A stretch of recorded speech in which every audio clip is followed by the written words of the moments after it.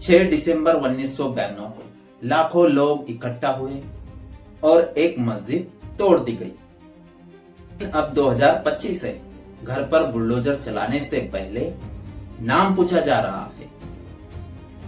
दिल्ली में एक लड़के को इसलिए मारा गया है कि उसने कुरान की रील बनाई थी। मुसलमानों के खिलाफ जहर घोलना इनकी आदत बन चुकी है।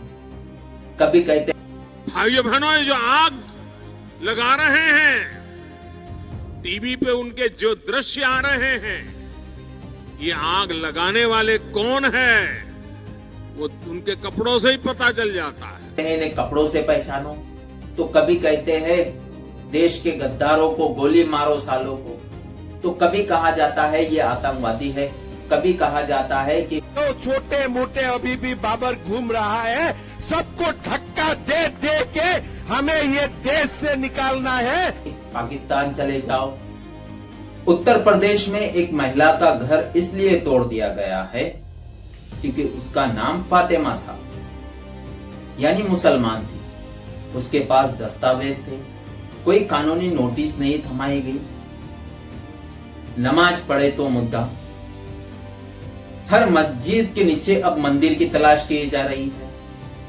ऐसा लग रहा है जैसे भारत खुद स्कीम लॉन्च की गई है। भारत में 22 करोड़ मुसलमान रहते हैं, लेकिन संसद के अंदर एमपी है 26, यानी प्रेजेंटेशन है उनका 5%। अगर मुसलमान सवाल पूछे तो पाकिस्तान चले जाओ, तुम देश भक्त नहीं हो, तुम देशद्रोही हो, तुम कट्टरवादी हो। आज इस वीडियो में हम जानेंगे कि 2025 में भारत के मुसलमान कैसे हैं, भारत के मुसलमानों का फ्यूचर कैसा है। सबसे पहला मुद्दा है पॉलिटिक्स। पॉलिटिक्स की बात की जाए तो मुसलमान इसमें बहुत ही पिछड़ेपन पर है। भारत में मुसलमानों की आबादी होगी 20 से 22 करोड़, लेकिन संसद के अंदर चुन के गए एमपी 26 है, यानी उनका प्रेजेंटेशन है 5%। कुल आमदारों की तादाद है 4100, उसमें मुस्लिम एमएलए है पूरे भारत के अंदर 240, यानी यहाँ पर भी जो है 5% ही उनका प्रेजेंटेशन रहा है। ये सोची समझी साजिश है या मुसलमान नेताओं का बहिष्कार किया जा रहा है? क्योंकि भारत की सबसे बड़ी पार्टी कोई है तो वो बीजेपी है, लेकिन एक भी मुसलमान मंत्री नहीं, एक भी मुसलमान खासदार नहीं। तो ये सोची समझी साजिश है या मुसलमान नेताओं का बहिष्कार किया जा रहा है? सबसे बड़ा सवाल यही है कि वाकई में मुसलमान चुनकर नहीं आ सकते हैं, तो इसका जवाब है हाँ, मुसलमान चुनकर आ सकते हैं। मुसलमान एमपी भी बन सकते हैं, मुख्यमंत्री भी बन सकते हैं, लेकिन मुसलमानों में सबसे बड़ी दिक्कत और प्रॉब्लम है कि उनमें एकता नहीं है। जहां से मुसलमान एमपी चुनकर आ सकता है, वहां पर मुसलमान 10-10, 20-20 कैंडिडेट खड़े होते हैं। फिर वहां से मुसलमान जो जीत कर आने वाली सीट है उस पर मुसलमान हार जाते हैं। यही सबसे बड़ी वजह है कि मुसलमानों की पॉलिटिक्स के अंदर तादाद नहीं है। दूसरी सबसे बड़ी वजह है कि मुसलमानों में एकता नहीं है। वो हर जगह अलग अलग पार्टियों से जुड़ाव रखता है, जिसके वजह से उनका वोट बिखर जाते हैं। इसी वजह से मुसलमानों के एमपी एमएलए ज्यादा नहीं है। और दूसरी बात यह है कि मुसलमानों के पास पॉलिटिकल शक्ति नहीं है, ताकत नहीं है।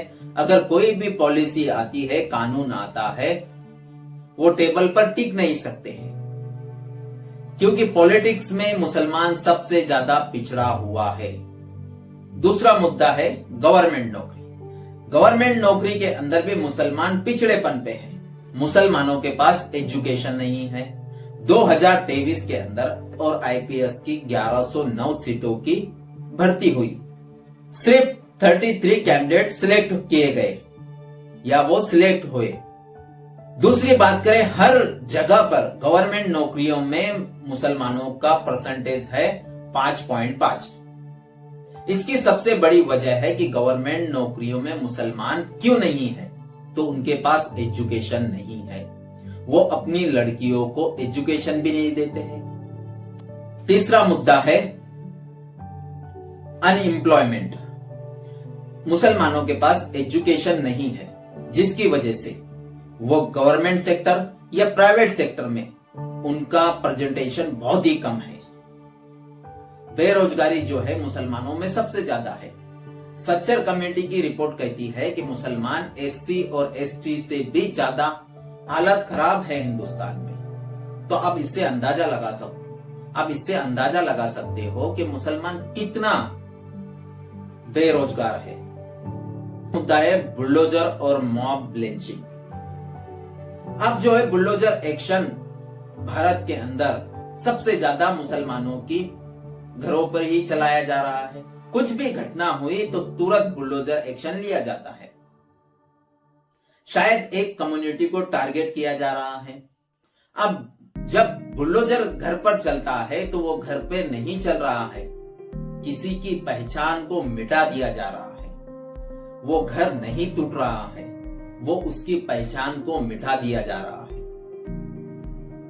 आपका नाम फातिमा है, आपका नाम जहीर है, तो बेशक आपके घर पर बुलडोजर चलेगा, क्योंकि नाम पूछकर ही काम किया जा रहा है। यूपी के अंदर एक औरत के पास पूरे दस्तावेज थे, पूरे डॉक्यूमेंट्स थे, सब कुछ मौजूद होने के बाद उसके घर पर बुलडोजर चलाया गया।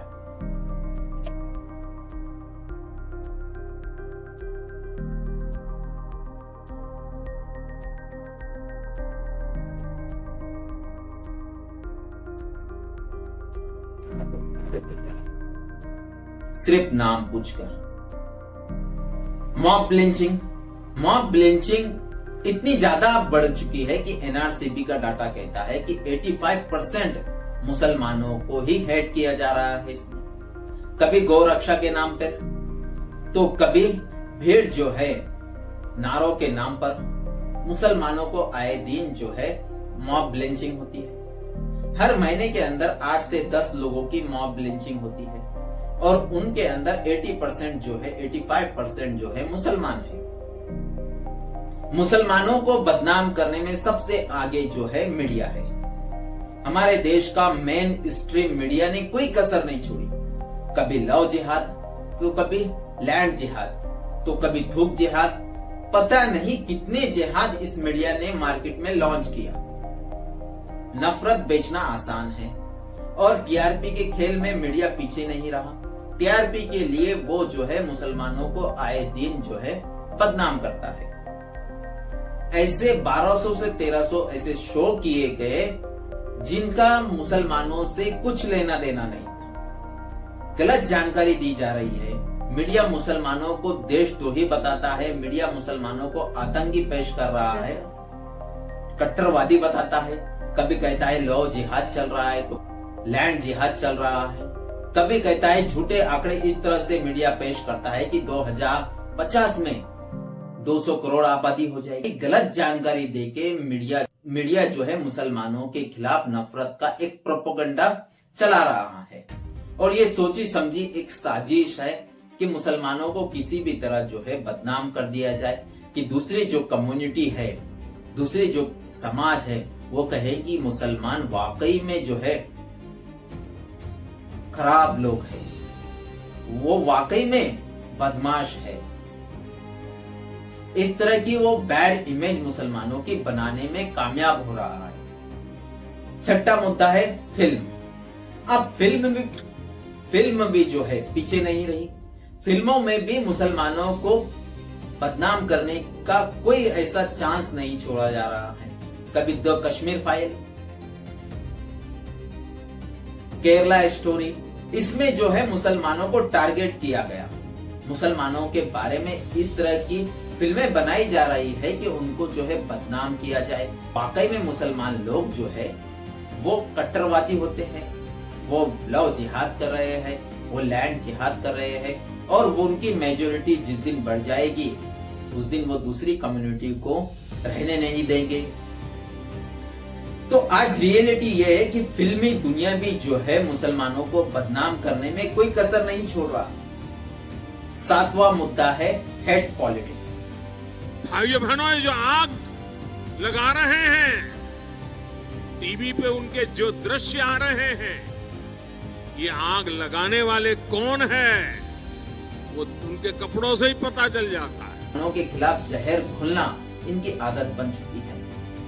कभी कहते हैं इन्हें कपड़ों से पहचानो, तो कभी कहते हैं देश के गद्दारों को गोली मारो सालों को, तो कभी कहा जाता है ये आतंकवादी है, कभी कहा जाता है कि पाकिस्तान चले जाओ, तो कभी पड़ेगा देश में रहना है तो जय श्री राम बोलना पड़ेगा।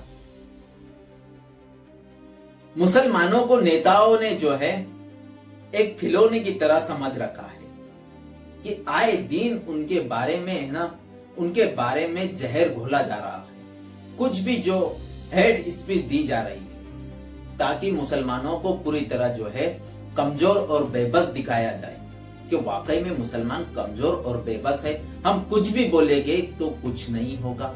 अगर मुसलमान सवाल करे तो फिर कहा जाता है कि ये देशद्रोही है, ये घुसपैठिए है, आपकी जो है दाग दागिने, आपके जेवरात, आपकी जमीनें हड़प कर लेंगे। कभी कहा जाता है कि ये इन्हें पाकिस्तान भगा दो। अगर आपको ये वीडियो पसंद आता है तो लाइक कीजिए, अपने तमाम दोस्तों में शेयर कीजिए, चैनल पर नए हैं तो सब्सक्राइब कर लीजिए, बेल आइकन के बटन को प्रेस कर दीजिए। तब तक के लिए